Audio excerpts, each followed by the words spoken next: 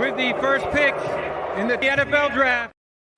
Hello and welcome to the Franchise Tag NFL Draft Countdown. Adam and I are back again with the O-line prospects for this year's draft. We're back with the big boys, the O-line. There's some units on this, the key pieces, the guys that keep the quarterbacks and running backs alive. Adam, this position has become a bit more glamorous than it has done in the past. There's a lot of prospects as well. There is so many O-line prospects. How do you feel about O-line this year? Yeah, has it become glamorous? Yeah, really? I think if you go back sort of 10 years, no one's talking about O-line players and draft prospects. Okay. Yeah, I'll let you off. I think there's some really show about them. I think there's some really good players coming out of this year, and I think there's been some decent O-line in the last few years. This year, I think, is very strong. So yeah, there's some really good guys coming out in this year's one, and some exciting ones. I think that there's. I'm not quite sure how many you've got, but I reckon first round we could be looking at a good 6 or 7 guys at least. I think going in the first round. I don't know. I always tend to over pick O-line. I find when it comes to when doing mock drafts and stuff, I just look at them and go, they need an O-line guy. This guy looks very good. Let's get him in because it makes sense. But teams don't always do that. So. Well, you're looking to fill 5 positions, aren't you, really, when it comes to that? So, and it is, as we said at the start, a very important part of your team. If you get that O-line right, everything else sort of clicks. So it's very easy to go, they need O-line, let's put one in. There's some good prospects, and it's always good to get younger at the position. As we've said as well, it's the edge rushers, the D linemen as well, are only becoming more and more athletic, more than they've ever been before. So the importance of having younger, more athletic O-linemen is only going to keep your quarterback up. I think this is why we've seen the amount of quarterbacks get injured as we did like last season, is because the D-line and the edge rushers are so much more athletic than the O-linemen. So yeah, it's really key to start investing in this position. Yeah, I think it's quite...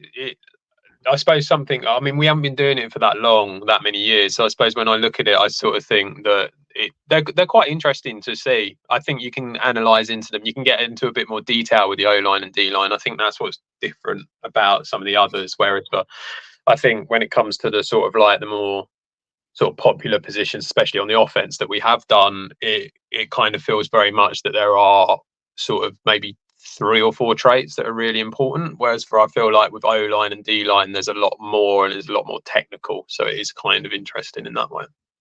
Yeah, I was listening to a show the other day that was talking about O-linemen and the transition into the new style O-lineman, and what scouts are now looking at is more lighter, agile, quick feet O-line, because they think that it's more important to move your feet quickly sideways to create space rather than be able to push a guy backwards as far as you possibly can, because that creates more holes and more gaps for running backs and things like that. So it's interesting. Yeah, I think that's probably the word for it. Also, I suppose if you can get a guy off balance, you're probably more likely to win. So that would make sense. Before we start this list, because it is a top 10, with this list, I must have to say before we go into it, there's some people missing off of this list, and it's not because they're not good enough. It's not because they're not round 1 worthy. It's because we can only count to 10. That's the problem. Because we can only count to 10.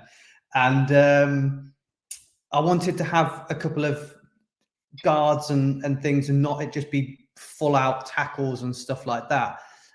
So I would like to do a mini shout out. Well, should I do the shout out at the end or before? Was it going to be a bit of a spoiler? Nah, do it now. Go on, mini, because they are good, but obviously we're telling the spoilers now just to upset them so they can leave early.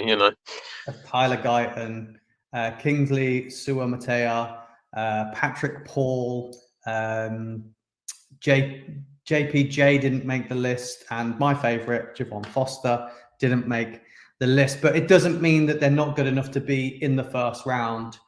I could only pick 10. Who's left? Wow. Well, should we find out? Well, first up at number 10, it's a guy that you are a big fan of. It's Graham Barton from Duke, 6'4", 313 pounds. Take it away, Adam. Where the hell did you get that photo from? I mean, he couldn't be any bigger if he tried, bless him. I mean, Christ. Graham Barton out of Duke. Yeah, the reason I like the look of him is I think that he's one of the guys that's probably likely to fall to the end of the first, probably the beginning of the second. He's not definitely a day one guy, I think. So it's like I could see this guy moving backwards. And so at that point in the draft, I think he's great to be getting at around that point. I think he's explosive. Looking at the tape, he's an angry man.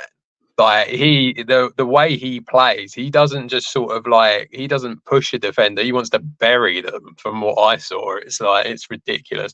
I think his anchor is really good. The way that, you know, that he's very solid, but he has, I think the thing that I like about him the most, and I look at it, I suppose I partly look at it from a Green Bay Packer point of view and the way that they have their O-line. For me, I think he's very versatile. I think he could play tackle. I think he could play guard. I think he could play center. He has that about him where he can go across the whole O-line. And that's huge. That really is. And so I think that he's very good in that respect. He does have a few weaknesses from what I've watched. I think he overextends occasionally. I think that's something that he has done. It's almost like a lunge sometimes. I think that's not necessarily the best thing that you want. As we were saying about this new sort of O-line thing, and this is something I find that his feet are not necessarily fantastic. I think that is something that he can improve on. And then the one thing that I kind of noticed was that when he does lose to the D-line guys, it's normally an inside move. That's the thing that I noticed. That's something that he needs to improve on. But with all these O-lines, and this is going to be a common thing that comes up, they are going to have plenty of time to get better. And when they're in the NFL, they more often than not they do. So yeah, I think he's a good, solid O-line guy. I don't think he's going to, like I said, I think he's probably going to be round 2, but he has had a bit of round 1 hype about him because of his versatility. But if he is round 1, I think he's going to be quite near the back. Yeah, I think the joy of this guy is, like you said, he started his career at guard, then they moved him to center, and then he played his final year, a few games at left tackle. Now, I'll be interested to see what he measures up at the combine, because I think he lacks a bit of length to play tackle in the NFL, but I think he would be a great guard. And as you said, it's key to have the ability to play in all these positions with the amount that you're going to go through in the year. And as you said as well, his feet for me were a bit of a point. And I've got a thing about not drafting people from Duke anymore, being burnt by Daniel Jones. But yeah, definitely an interesting prospect, and definitely, like I say, angry, plays across all of the line. Not sure he's a tackle, but could be a fantastic guard. Yeah, definitely. I think you're right. And the only thing I would say is that don't let Daniel Jones destroy everything about Duke. Well, you know, basketball college. Yeah. In at number 9 is Koopa Beebe from Kansas. 6'3", 332 pounds. Believe he only allowed 1 sack in 456 passing attempts. So, you know, I think this guy's been a starter since day 1, so he's got a hell of a lot of experience. Again, he's a guy that's played, I think he went left guard, left tackle, left guard. So, you know, he's got experience at both positions, and he's been very dominant for Kansas the whole time he's been there. Adam, what do you like about him? Yeah, I mean, like you say, 4 years he's played now, so loads of experience. I thought he was very athletic for a guy of his size. He's got loads of power, but also he's pretty balanced as well, which is what you want to see from that O-line guy.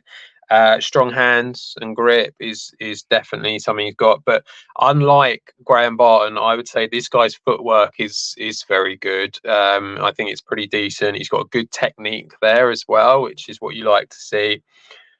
To me, he's not going to be anything. I don't think he's necessarily going to be anything special, but I think he's going to be a pretty solid starter. He definitely seems like he's capable of doing that. When I look at any sort of weaknesses that you find for him, again, another one that I kind of felt like he lunges a little bit, and that's something that probably he needs to sort of like get out of. But with the the reps in the NFL, that will help him obviously. And then to me, he just seemed better in pass protection than he did in run. That was the thing that I kind of felt with him, and I don't know if that was more because he just was heavily passed on and he just got better at it, or whether that was just because that's just what he's good at. The fact that he can play in both of the left-sided positions is obviously a benefit, but it does kind of limit what you can do with him, obviously, because he can't go to the right, or maybe he can, but he was just never asked to. So yeah, I kind of just felt like he was a good, solid O-lineman, kind of similar to Barton in that way. The only real difference with this guy is I've kind of felt like his footwork is better. That was the thing that kind of stood out for me against Barton, and so that's why I think it'd be a solid starter for any NFL team. Yeah, like I said, he's got so much experience as well, and I think that does really, really help. I know when we're talking about the quarterbacks, we're talking about Bo Nix and how much experience he'd had. I think it really does help when you're moving up to the next level. You're not as raw, and you can maybe go in straight away. And as you said, for a guy of that size, his power and balance is just really impressive. So yeah, I think he's got more ability to be a day one starter than Barton for me, and that's why one position higher. Yeah, agree. I think that's a fair assessment of him. I think that it's he just has that little bit extra, and that's probably why he should be there. And again, like I say, we've got a lot of potential first round O-line guys. I wouldn't be shocked if he went in the first round. We move on to number 8, and that is Troy Fontano from Washington. Very dominant team this year. 6'3", 315 pounds. Again, another guy that can play guard and tackle. Adam, you impressed by this guy? Yeah, I thought he had some good traits about him. I thought he was better at guard than he was tackle. I think guard was definitely where he should be. He seemed very agile. He's not quite as big as a lot of these guys, but I thought he was pretty agile and quite precise with his hands. I thought that was something that was good. He was good against the run. In the run, even not against the run. He was good protecting the run and did well there. I think this guy is probably one of the main reasons why Penix had such a good season. The fact that he was able to just slow down any D-line guy that was coming towards him was huge for Penix. So yeah, I think I've got him down as a first round talent, easily. I'd be surprised if he wasn't. Weaknesses, I felt sometimes he overbalances from the tape. I could see that a little bit, that sometimes he kind of almost over aggressive to a certain extent. It's almost like he just pushes it too far. But again, that's something that can be ironed out, so that's not much of a problem. Just seemed like a very good first round caliber player, and there's not going to be many weaknesses really for a lot of these guys because they do all look pretty good. But yeah, I think if you want a guard, I would say that he's definitely a solid option for you to take. Yeah, we're talking about the new style of O-lineman. I think this is a perfect example. This guy Yeah. shows athleticism, power. I think he has got decent length as well, which means I wouldn't be opposed to him playing at right tackle. I think he could play there quite easily. I do agree with you that his best position may be at guard, but I wouldn't be opposed to this guy playing at tackle if he wanted to. You know, really good with his hands, and all of those attributes. Again, there's not many weaknesses from him. You're nitpicking with this guy, I think, when it comes to his weaknesses, and I think he's, as you said, he's the main reason we saw Penix have such a good year.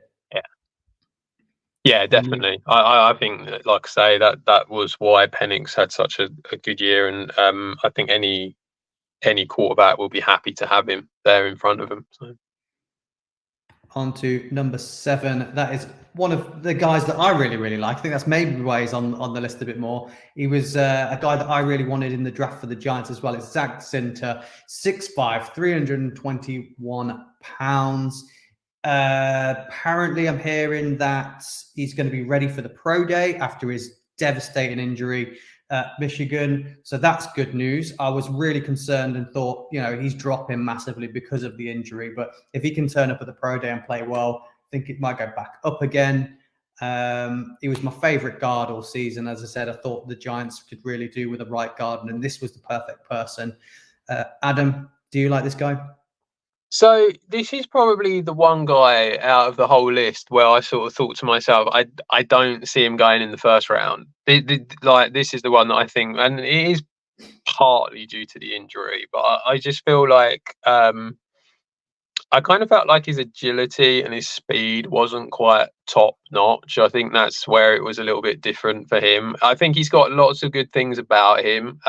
He's a solid size. He's I mean, you know, he's 6'5", but he gets low. You know, he's very, very good at that. He's got loads of power. You know, that is not a problem at all, especially at the point of attack. I think that he's got plenty of power there. Good hands. I thought he did. I thought he looked good. I think that for me, it was kind of, he just looked a bit slow compared to the other guys, and obviously we are talking about first round guys here with the other ones, so I just felt he looked a little bit slow compared to them, and I just kind of felt like, yeah, his agility wasn't quite the same.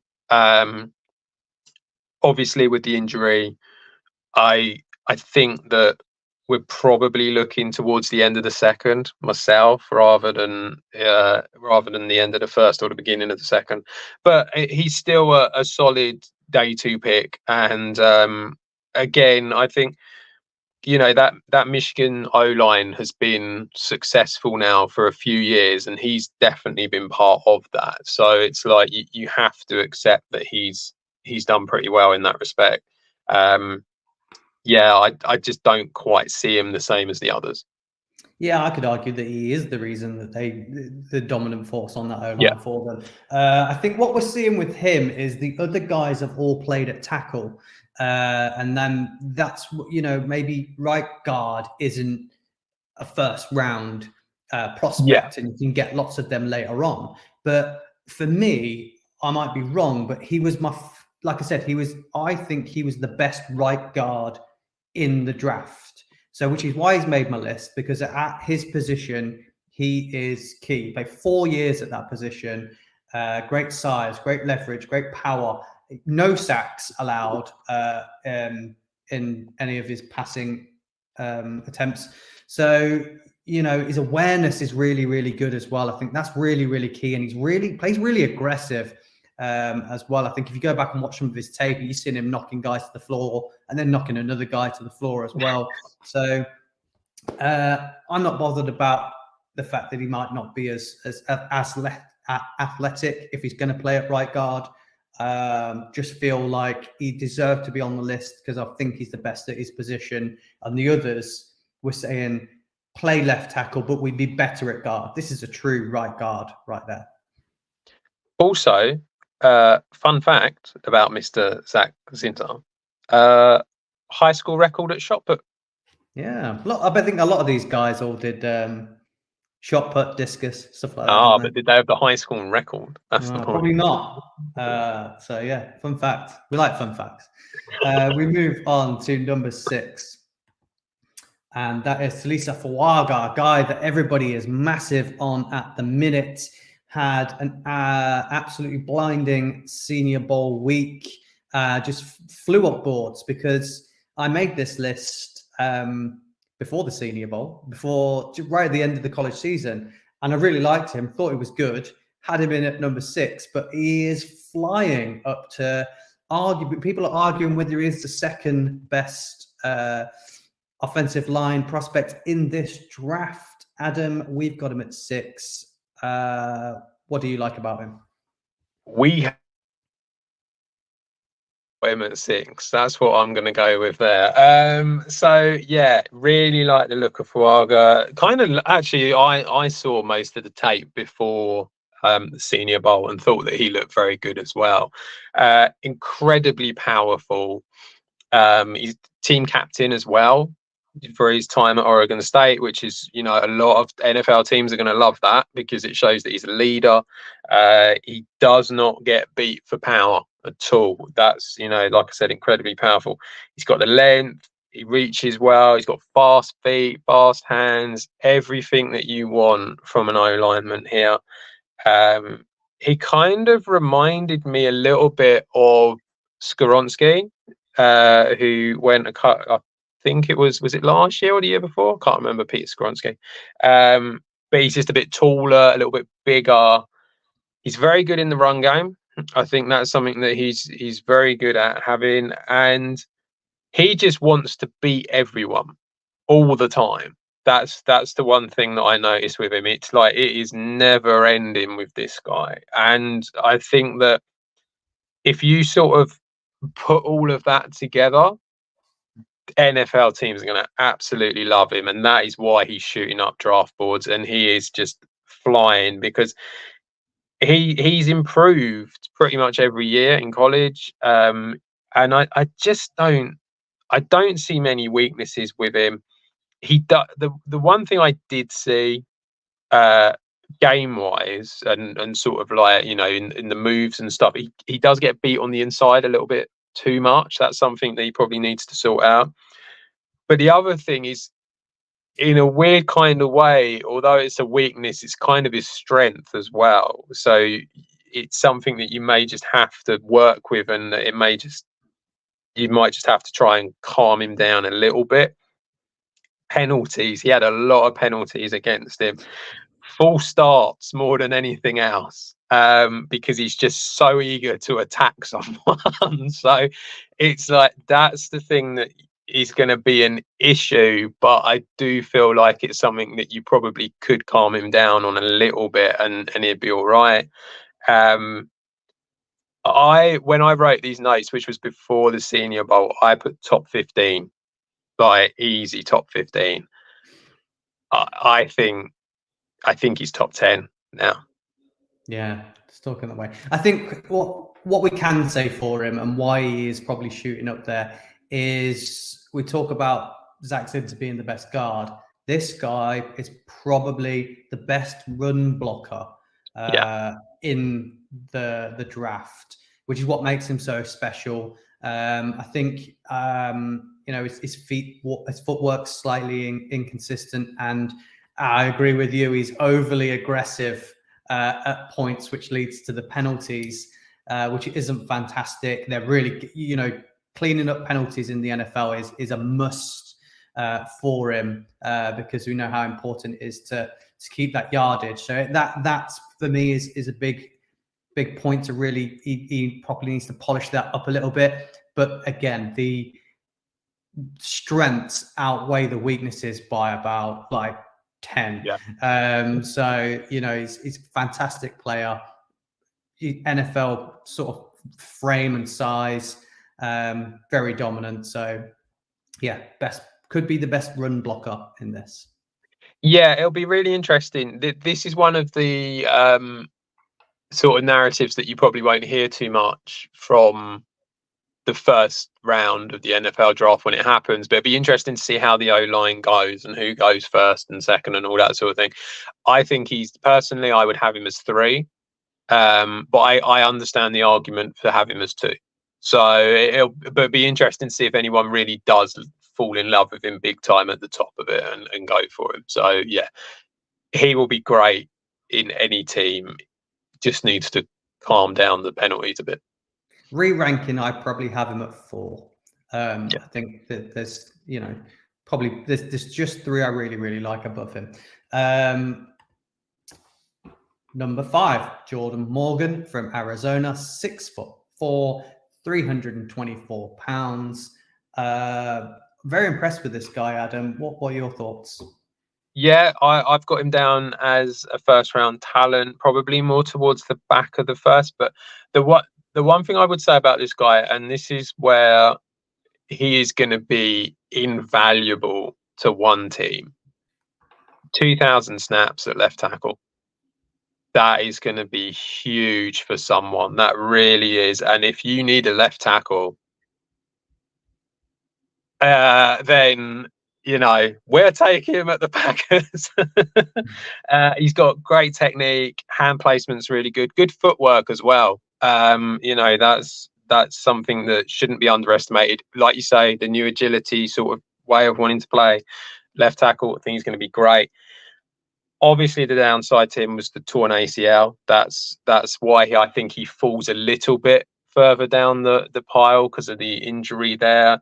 I felt like his length and his size, or more to the point, for his length and his size, he didn't dominate as much as what I thought he should have done. And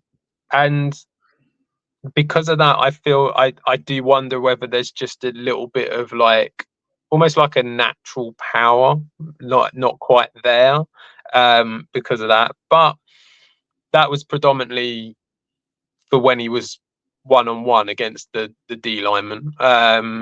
But yeah, I think he's very good. I think he's got everything that you want, and just that experience at left tackle is huge. I mean, it really is. And I think he goes in the first round. I think he does, but I think it's towards the back.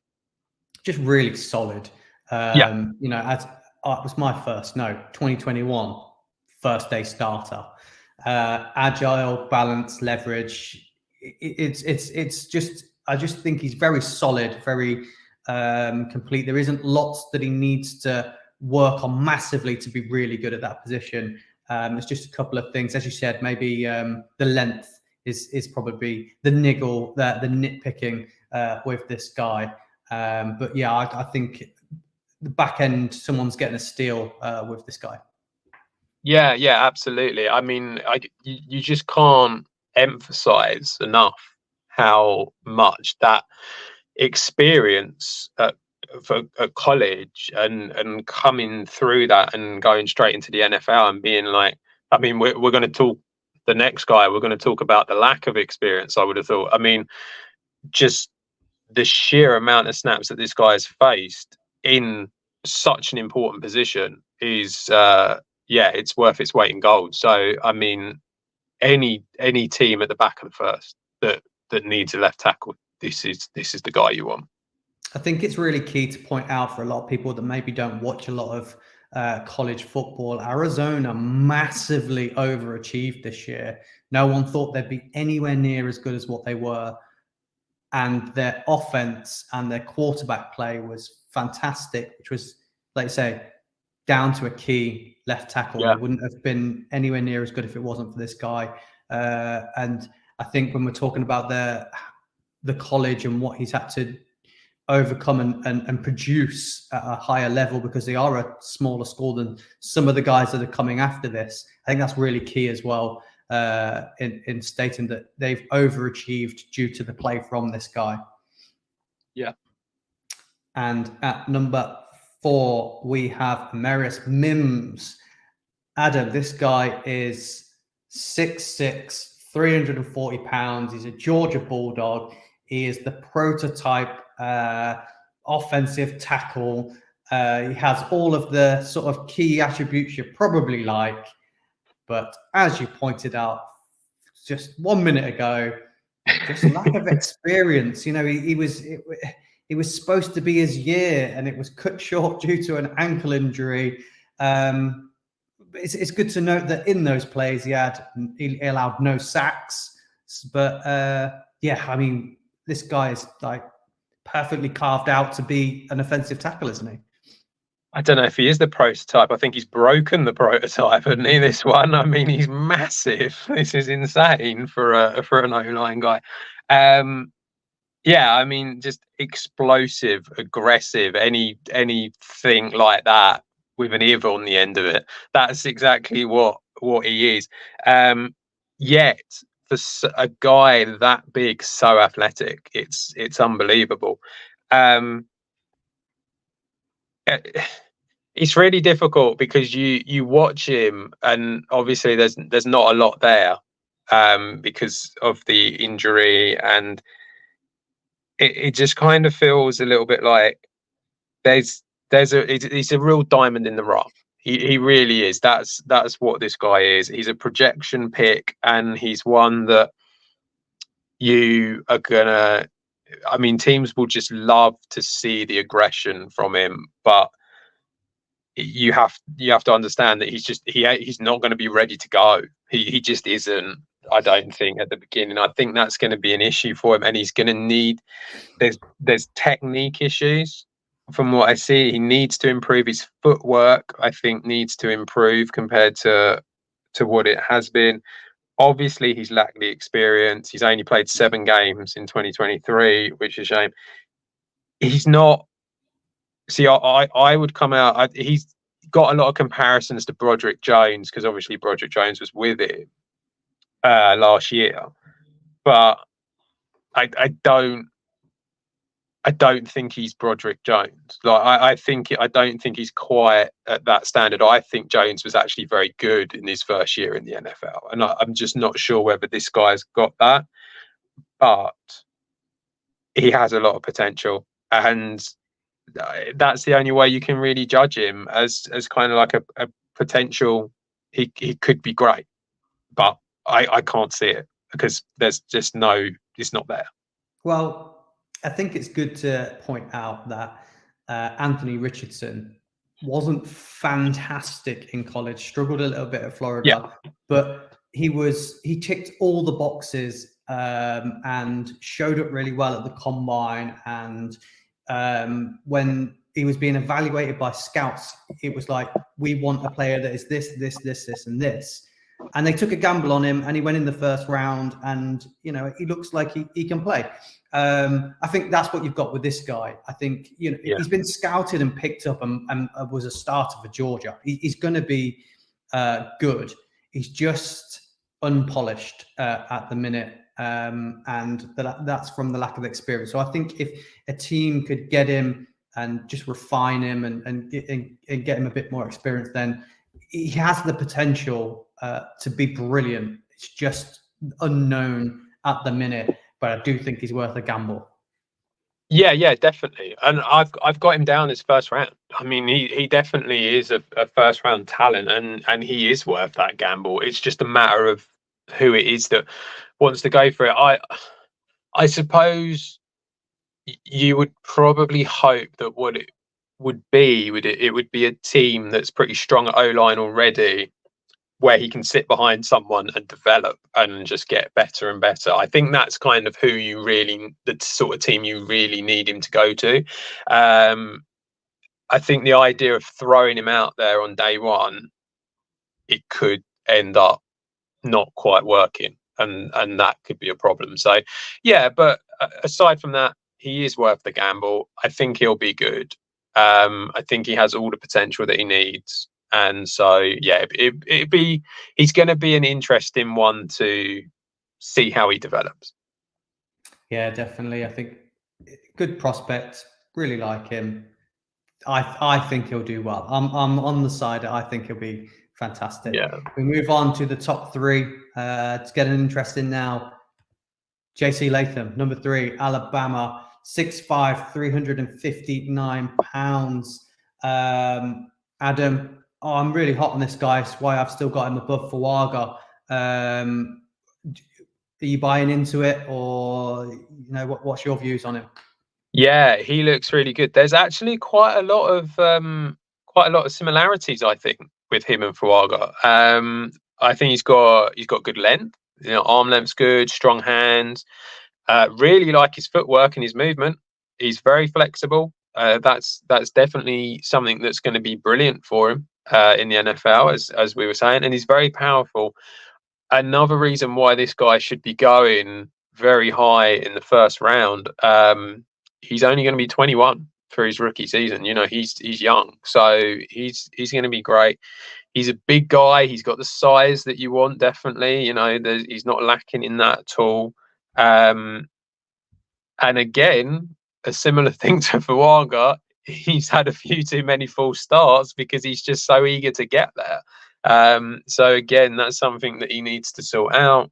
But yeah, I think that I think he's pretty good. I mean, the only real criticism apart from the penalties that I kind of looked at was sometimes he loses a bit of leverage, and that's a bit surprising when you sort of see his size. You kind of feel like he wouldn't do that, but I do feel like that you do a bit. I've got him and Faga pretty much around the same spots, really. So yeah, I think to be able to get a guy like this with all of them traits, only 21 as well for his rookie season. I mean, you can't ask for much more. You say similar to Faga. I say similar to Mims. I mean, he's absolutely stacked. I think in sort of size of body, he's similar to Mims, but I just feel like the way he plays is kind of similar to it. He's that what's the name, isn't it? It's that sort of that desire to just sort of plow through the guy. That's where I think that they're similar. Yeah, he's been an absolute stud for Alabama, and they've been great. He's quick. He's got good flexibility. His feet are good. He really hits really hard. I can't find. Again, it's at this point now with the top three, especially, it is 1000% now nitpicking, isn't it? If you're trying to pick out what you don't think they're good at. Yeah, I mean that is all it is. There's not a lot. There really isn't a lot. So yeah, I mean it's. I don't know. I mean, I feel like these two guys are incredibly good, and they're going to improve any team that they go on. Yeah, Mims maybe not a day one starter. This is a day one starter, isn't it? Yeah, and again, that's kind of a similar thing I think with Faga as well. I think they're the two that I look at, and they are both day one starters. Mims, I think there is an experience issue, and that is going to cause a bit of a problem for him on day one. But it's just coaching, isn't it? And then it'd be fine. So I think they're both very good. Should we move on to the top two?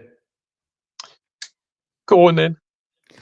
Number two, Fashanu from Penn State, 6'5", 318 pounds. This guy could have come out into the draft in 2022. I think if he had done, he probably would have been the top pick. I saw an interview of him saying that he was never going to go into the draft, despite everyone thinking he was, because he really, really wanted to finish school. I think that's really good attribute and a really good point to make. And I think that plays in his favor, that sort of will to want to finish school and finish it out before he went into the draft. He's a first team All-American, no sacks and 382 passing snaps.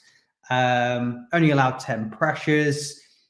As I said, last year he was the number one. He was the one everyone was talking about. Everyone thought when the year started, this guy would be the number one. This year, there's just someone that's just outperformed him.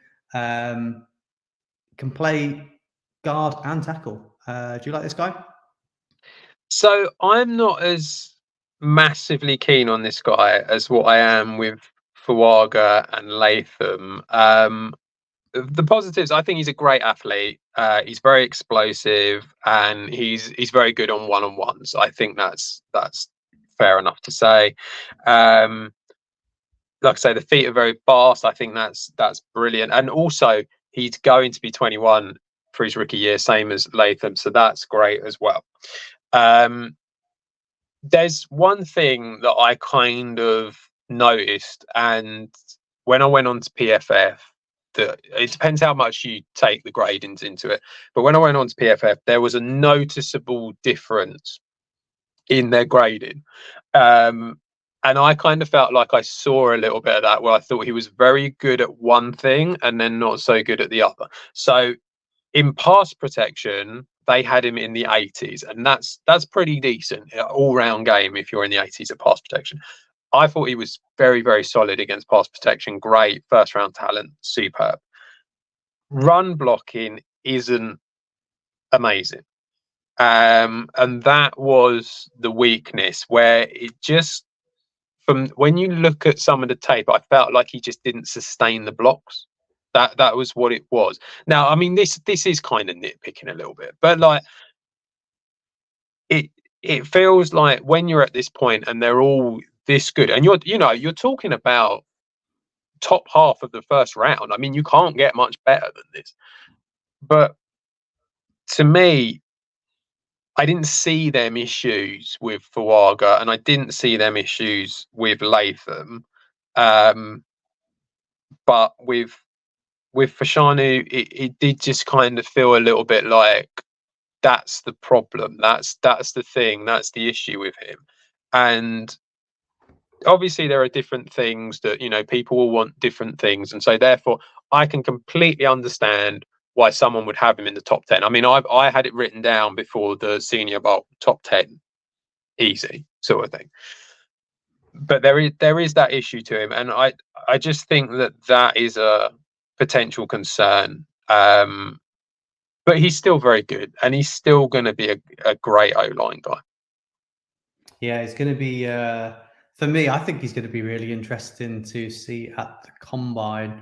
Hopefully he's taking part in everything, because I think he's obviously done some tests prior to this with his team, and they're projecting him to run like a super quick 40. His shuttle time's supposed to be insane as well. I think his squats and bench press and things like that's just off the charts as well. So it's going to be interesting to see that from him. What I like about him as well is sometimes we downgrade O-linemen, not being able to get to the second level, and I think this guy can, and he's shown it quite a lot.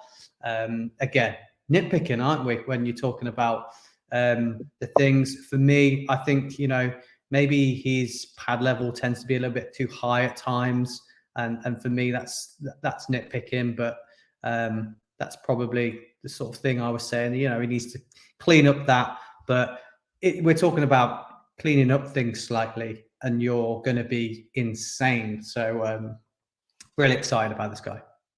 Do you want another fun fact? Go on. Both his parents are 5'8". What the hell? Wow. How did that happen? I thought you were going to tell me he used to play basketball. No. They're 5'8". He's 6'5". What happened? That's that. I feel sorry for his mum. There you go. So I'm guessing we move on to number 1, and it's no surprise, as it's been no surprise with any of these shows yet, who is at the top. It's Joel from Notre Dame, 6'7", 313 pounds. Look at that slight interesting thing for you. Play at tight end as well. And then he has played at left tackle for them. He's got 7-foot wingspan, Adam. Lead us off with the things you like about him before I carry on. I think he's probably going to do pretty well, don't you? So the biggest thing about this guy that you have to acknowledge, and we said it about Jordan Morgan as well, 3 years at left tackle is just huge. He's had over 2,100 snaps. He's only given up 3 penalties in 3 years.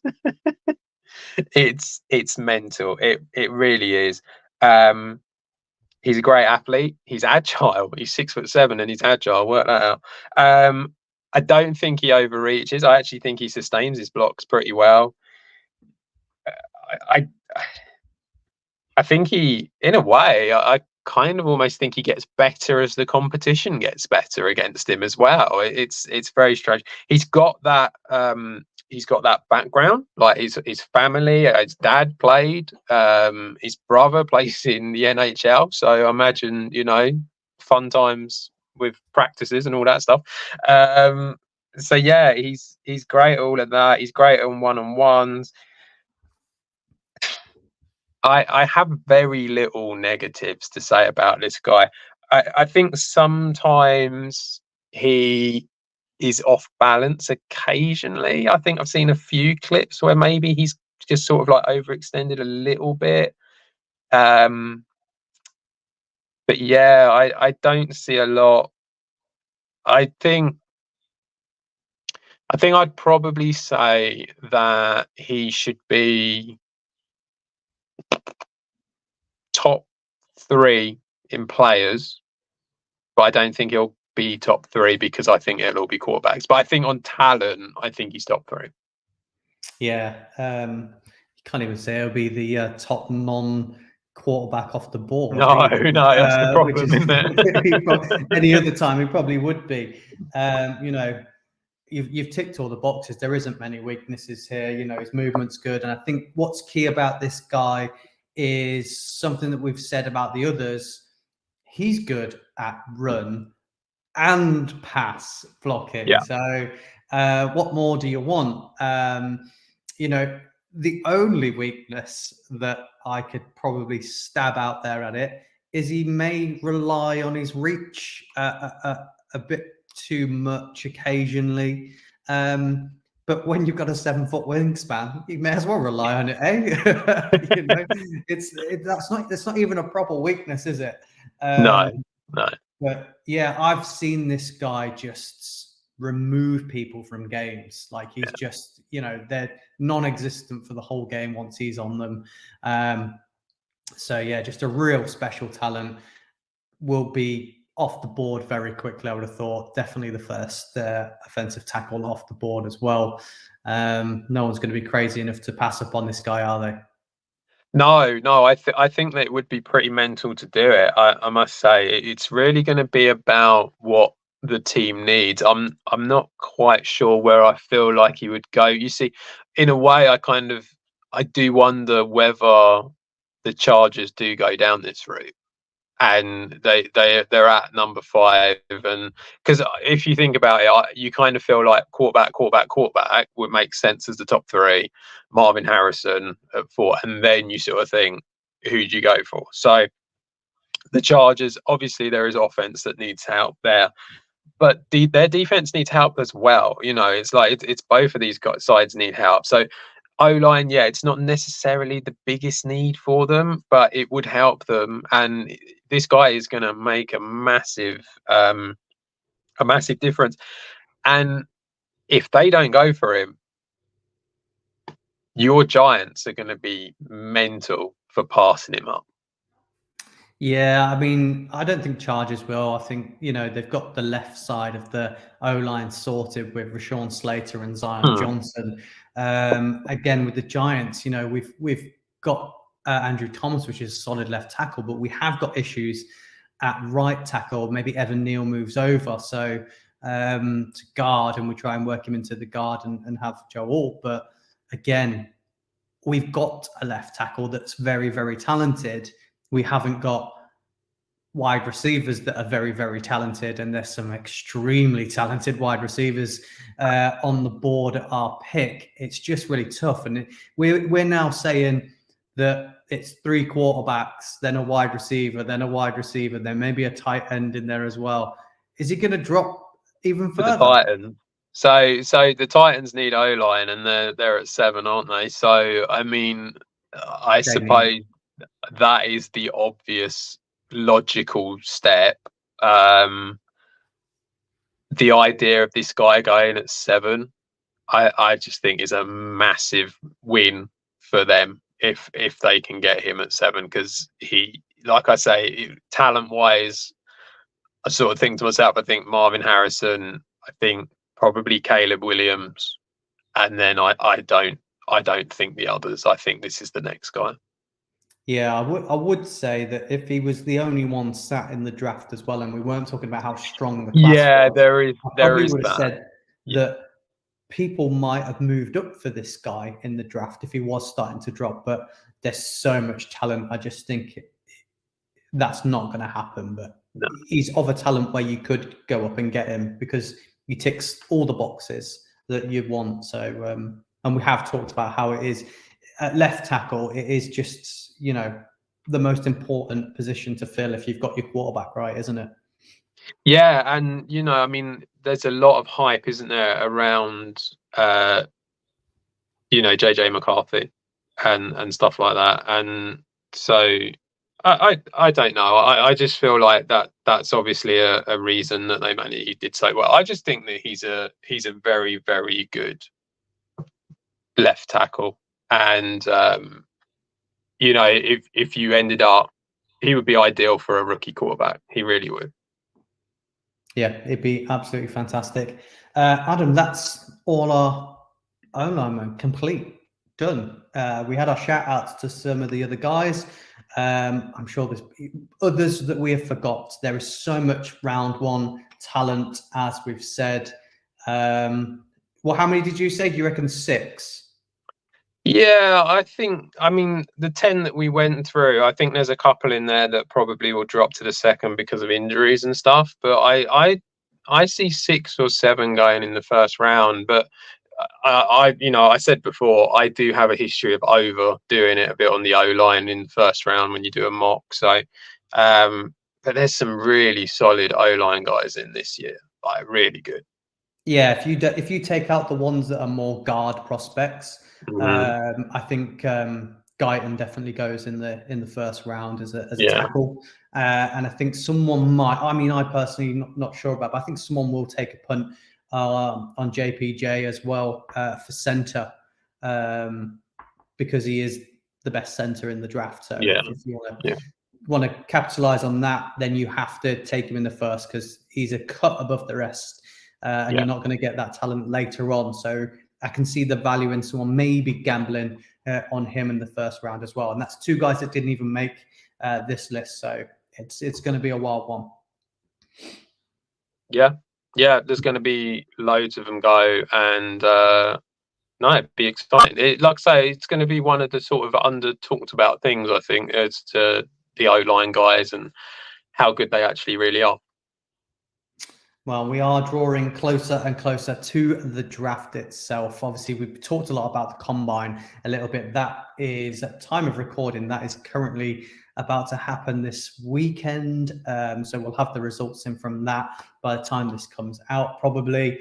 And then it all starts to ramp up from there, doesn't it, Adam, for people really watching tape, seeing who their team can get.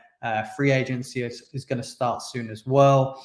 So keep your eyes peeled for a couple of free agency shows for the main show. And then we will be back with you with now we're on to defense. So we'll be moving on to the defensive side of the ball. So we'll have D-line, edge, linebacker, and defensive backs coming up very soon. But till then, guys, keep it with the franchise tag and see you again